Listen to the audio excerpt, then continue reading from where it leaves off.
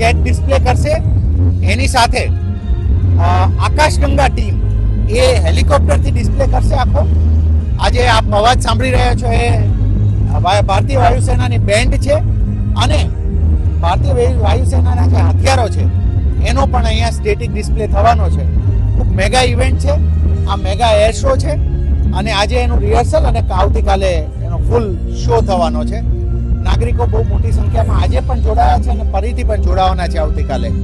હું સૌને શુભેચ્છા આપું છું. તમામ વ્યવસ્થાઓ થઈ છે અહીંયા અને સૌથી મહત્વની બાબત કે એર શોએ રાજકોટને આવા 5 અલગ અલગ ઇવેન્ટ એક સાથે આપી અને જે રેર અમને મેગા એર શો આપ્યો છે એની બદલે અમે આભાર વ્યક્ત કર્યો. આનો વિચાર તમને કેમ આવ્યો?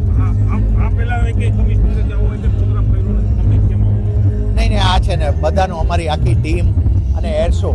અમે તો એરફોર્સ એટલે આભારી છીએ કે જનરલી સૂર્યકિરણ એમને આપે મંજૂર કરીને, એમને આકાશગંગા પણ મંજૂર કરીને આપ્યું.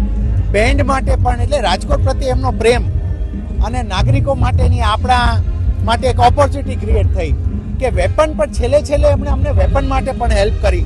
અને આપને જણાવું કે ફિલ્ડના લાઈવ રડાર્સ ને બધું એક દિવસ માટે ત્યાંથી અહીંયા મૂવ કરીને આપણને લોકો માટે લાવ્યા છે. રાજકોટના નાગરિકો માટે આ મેગા ચાન્સ છે.